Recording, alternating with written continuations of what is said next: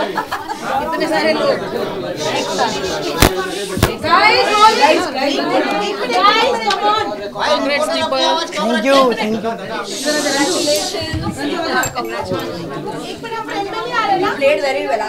Thank you thank you. Journey यात्रा जब शुरू किए थे बिहार से तो सोचे नहीं थे कि, उम्मीद था अंदर से कि पहुंचेंगे, करेंगे कुछ अच्छा करेंगे, लेकिन जब यहाँ पहुँचे तो भांति भांति के लोग थे, अलग अलग जगहों से आए हुए थे, लेकिन भगवान का कृपा रहा और वो शिद्दत था कि बस आगे तक जाना है, क्योंकि बहुत मुश्किल से मौका मिला।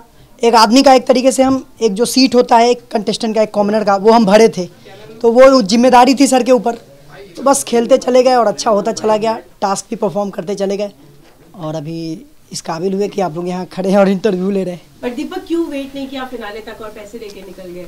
सबसे बड़ा रीज़न ये था कि एक होता है ना कि लाइफ में रिस्क वो आदमी ले जिसको रिस्क में अगर कुछ गलत भी हो तो उसको फर्क ना पड़े। लेकिन परसों आप बोल रहे थे कि आप रकम नहीं लेंगे अगर आप, हाँ आपने बोला था, जी केवी से डिस्कस कर रहे थे ये, वो आपने खुद ही ये डिसीजन नहीं, वो हम बहुतों से डिस्कस कर रहे हैं, केवी भाई से किए, दीपिका जी से किए, श्री भाई से भी पूछे, रोमिल से भी पूछे।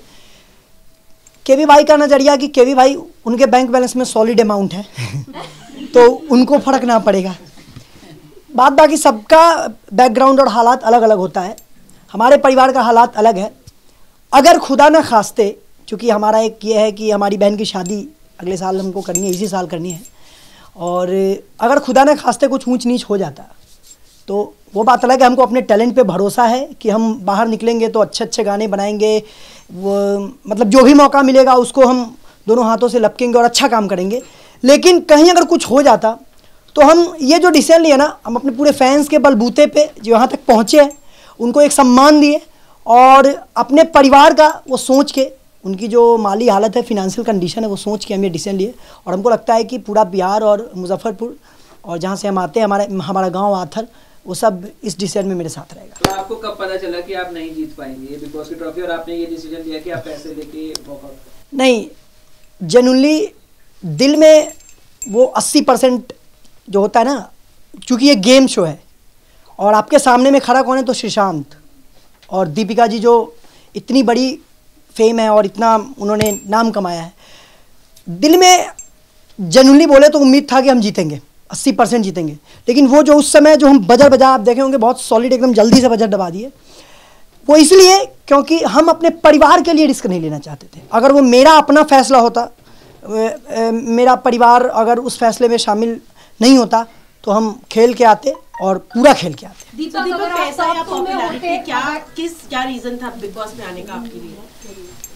देखिए, पॉपुलैरिटी और पैसा, आदमी में टैलेंट हो तो पॉपुलर भी होता है और पैसा भी मिलता है। रोजी रोटी कमाने का सबका साधन अलग होता है, लेकिन अगर आदमी में टैलेंट होता है ना तो वो चाहता है कि उस टैलेंट को दिखा के अगर उसको वो पैसा मिले जिससे उसका घर चले, तो वो दोनों साथ साथ होना चाहिए। आपके पास टैलेंट है, बहुत एकदम कूट कूट के भरा हुआ है, और उस टैलेंट का आपको दाम नहीं मिल रहा है, तो आप कैसे जिएंगे? मतलब सोसाइटी में कैसे सर्वाइव करेंगे? सबका अपना अपना एक ज़रूरत होता है। तो हम अपने टैलेंट को लेके आए थे और लोगों के दिलों में बस बसना चाहते थे, खोना चाहते थे, शायद मिल गया होगा और अब इसी को लेके आगे बढ़ेंगे। दीपक, अगर आप टॉप 2 में होते तो आप किससे हारना पसंद करते? जी, अगर आपको मौका मिलता कि टॉप 2 में आपके साथ कोई खड़ा होता तो कौन होता, दीपिका या श्रीसर? हम खुद से हारना पसंद करते हैं, खुद से हारे हैं। लेकिन कौन, किसको आप अपने साथ? श्रीशांत। दीपिका क्यों नहीं? ऐसे ही बस, दीपिका जी से शुरू से मेरा बना नहीं और श्री भाई से एक इमोशनल वाला वो फील था, म्यूजिक से भी बहुत ज़्यादा उनका जुड़ाव था और उनके ऊपर गाने भी बनाए थे, तो वो एक उनके साथ जो भी हुआ वो एक कनेक्ट करता था। हम लोग भी गांव में खूब क्रिकेट खेले एकदम जम के, तो वो सारा कुछ एकदम एक हम दोनों को जोड़ता था। तो कितना भी झगड़ा करते थे, कुछ भी करते थे, लेकिन बहुत सही था उनसे बॉन्डिंग, तो चाहते कि श्रीशांत हमारे साथ आते। दीपिका जीत गई हैं तो उनके बारे में क्या कहोगे? बिल्कुल, बहुत अच्छी इंसान है वो और नहीं बहुत नहीं, उन्होंने बहुत हलवा चाय बहुत मतलब जेन्युइनली बहुत केयर किया। शुरू में हम उनको बहुत गलत समझे, लेकिन जिस तरीके से, जिस शिद्दत से अपने माँ बाप से दूर, अपने परिवार से दूर 17 कंटेस्टेंट 20 कंटेस्टेंट जो भी एक घर में आते हैं और उनका आप इतने तन मतलब मन एकदम पूरा लग के उसको आप उसकी केयर करते हो, तो ये कोई किसी के लिए क्यों करेगा? तो वो लेट से रियलाइज़ हुआ। दीपक, आप अपने डिसीजन से सेटिस्फाइड हैं कि आपने बजर दबाया? जी, बहुत बहुत ज़्यादा सेटिस्फाइड है। रिग्रेट तो नहीं हुआ कि? क्यों रिग्रेट नहीं, बिल्कुल नहीं, क्योंकि वो जो बैग मैंने लिया उससे एक अंदर एक ये उम्मीद है कि अपनी बहन की शादी बहुत सही से होगी, और जब होगी उसके बाद हम तब तक हम इतने अपने बलबूते पर हम खड़े हो जाएंगे और इतना प्यार जनता का मिला है, यहाँ तक पहुँचे तभी, कि हम और आगे फिर अच्छा करेंगे। दीपक, इन सब में सबसे बड़ी सीख क्या घर लेकर जाएंगे पैसों के साथ आप? पैसों के साथ सीख लेकर, देखिए घर में घुसे थे ना तो ये नहीं सोच के आए थे कि रिश्ते बनाएंगे लोगों से, ठीक है, इंसान चुनते चले गए कि कौन इंसान सही है, रिश्ता बन गया। तो वो एक घर से बाहर हम एक चीज़ लेके जाएंगे कि हालात किसी भी तरीके से बदलता रहे, एकदम ऊंच नीच होते रहता है, जीवन भी एक गेम की तरह ही है, कभी उतार कभी चढ़ाव। अपना आदमी को हौसला कभी नहीं हारना चाहिए। हम भी नहीं सोचे थे हम यहाँ होंगे और यहाँ से निकलेंगे तो ऐसा नज़ारा होगा। तो ये लेके जाएंगे कि सिचुएशन कुछ भी हो, आप आसमान में उड़ो या ज़मीन पर हो, पाँव आपके ज़मीन पे ही रहने चाहिए। दीपक, आप जोड़ी के साथ आई थी उर्वशी, क्या आप जाके मिलोगे अभी? अभी तो मिल लिए उससे, मिलेंगे, बिल्कुल मिलेंगे, क्योंकि एज अ जोड़ी आई थी वो मेरे साथ, और बिल्कुल वो भी एक मिडिल क्लास फैमिली से बिलोंग करती है, वही हमारा ये था, और मेरी फ़ैन थी वो, तो तभी हम लोग साथ आए थे।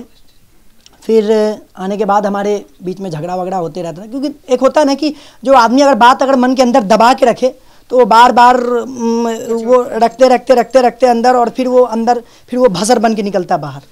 तो अच्छा था, हमको भी जो था बोल दिया सामने में। 2019 आपके लिए क्या खुशियाँ ला रहे हैं? आपने क्या प्लानिंग की है 2019 के लिए? 2019 के लिए प्लानिंग तो जनता कर रही होगी, क्या क्या देगी हमको, और ये कलर्स चैनल खतरों के खिलाड़ी। अरे दीपक, आपसे जानना चाहूंगी, जैसा कि उर्वशी के साथ तो आए थे, लेकिन सौमी के साथ काफी अच्छा बॉन्डिंग हुआ, क्या आप सौमी के साथ आगे कुछ बात बनने वाली है, या इसी तरह कंटिन्यू था और ये अब खत्म हो जाएगा? या फिर शो प्ले था? ये सब मत बोलिए, पाप लगेगा आपको। ये बहुत भावनात्मक जुड़ाव वाला क्वेश्चन है। पिताजी शो में आए थे तो बोले कि सब कुछ सही है, शादी नहीं हो पाएगा। अच्छा, आपको क्या लगता है कि आप कौन सा ऐसा एक कंटेस्टेंट है जिसके साथ आप, जिसको आपको लगता है कि अगर मैं उसको कॉल करूंगा तो पक्का वो मेरे को रिवर्ट करेगा, मुझसे बात करेगा? नहीं, सब दिल से सब करेगा। अपन देखिए, जिसके अंदर उतरे हैं ना तो पूरा उतरे हैं, ऐसा नहीं कि आधा, लेकिन केवी भाई चलते एक आपकी तरफ से गाना हो जाए। दीपक, जिस तरह से आपने सोमी के साथ अपना जो भी पता नहीं वो गेम स्ट्रेटेजी थी या फिर आपका रियल था, बट उर्वशी ने जो बाहर जाके स्टेटमेंट दिया है वो क्या बोलोगे इसके लिए? ये उर्वशी, देखिए अभी हम इस पे उनसे कुछ बात नहीं हुआ मेरा कि वो बाहर जाके क्यों बोली, क्या बोली, लेकिन मिसअंडरस्टैंडिंग है, ये जेन्युइनली बोलेंगे। उर्वशी के साथ मेरा कुछ ऐसा कुछ भी नहीं था, एक 0.00001% भी नहीं था, कुछ नहीं था। तो उनका क्या स्टेटमेंट था, क्या नहीं था, पूरा डिटेल में पहले जाएंगे, पढ़ेंगे, उस पर रिसर्च करेंगे, फिर उसके बाद इस पे बात करेंगे कि क्या बोले।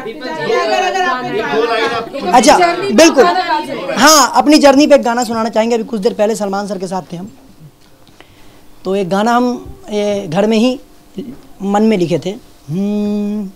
है बिहार के एक परिवार के एक लड़के की ये दास्तां, कैसे उसने देखे सपने और कैसे बनाया रास्ता। वो गाने गाता था, सपने सजाता था कि दुनिया उसको जाने उसकी नाम से। फैन बड़ा था, मिलने को अड़ा था बजरंगी भाई जान से। उसने वो पहला मैसेज भेजा प्रणाम करके, गाने भी गा के भेजे दुआ सलाम करके।